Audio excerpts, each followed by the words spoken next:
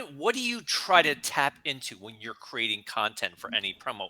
Are you trying to tap into what you do as a business, or is the business aspect of TikTok not important? Are you paying attention more to trends, to what's popular, and creating content based on that? Yeah, so I think it's a mixed approach when it comes to TikTok.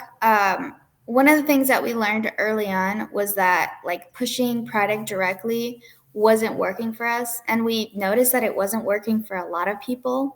The way you have to technically push or sell product has to be in a very subtle and almost like secondary way.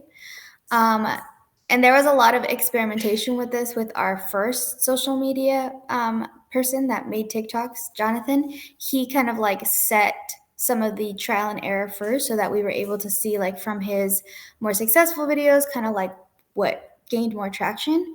So from that initial strategy, if you will, we kind of then started focusing more on our company culture.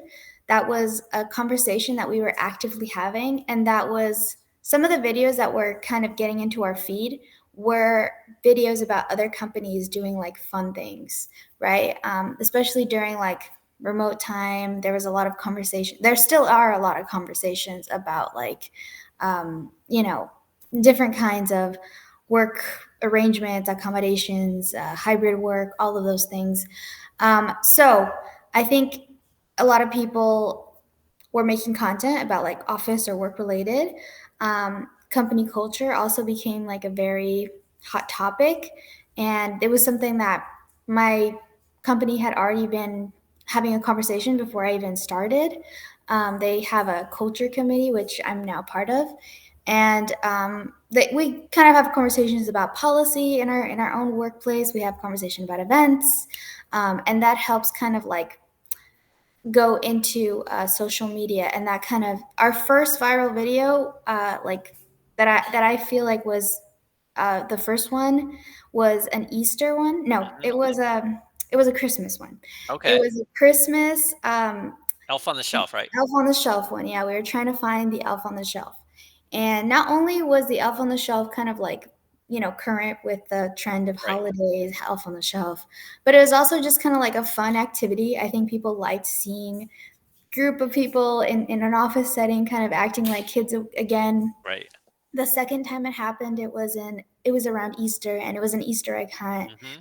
And we had actually lost the golden egg with like the prize, like the big prize money. So part of the video was like asking questions like, oh, is this the golden egg, and kind of like making it interactive.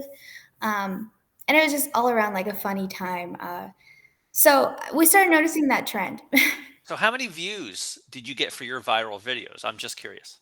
Uh, for I'd have to look back, but I think for I have the Easter one pinned. I think the Easter one has like 800,000 Okay. views. About Okay.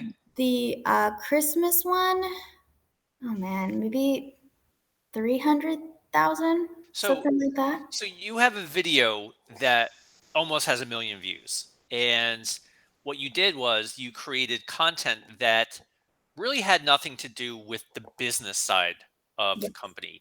You took the culture of the company, you paired it with something that's trending at a time when you have Christmas or you have Easter egg hunts, a lot of content for that during those times.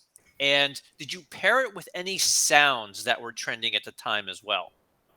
Um, yeah, actually we did. We paired it with like trending music or trending sounds. Um, but because we saw that this gained traction, we decided to move into the like company culture niche. Hmm. Because we also find that it lends itself very well to our own, what the products that we sold, right? Like we sell personalized items that can be used for companies and company culture, that can kind of like go hand in hand.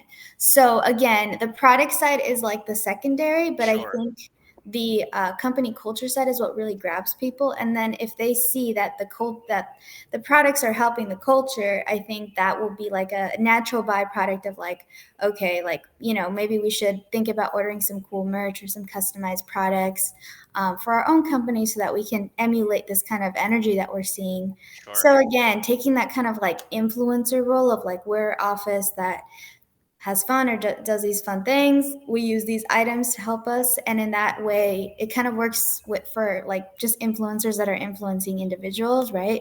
They have products that they don't necessarily push, but they're in the background or they use them every day and people naturally flock to them.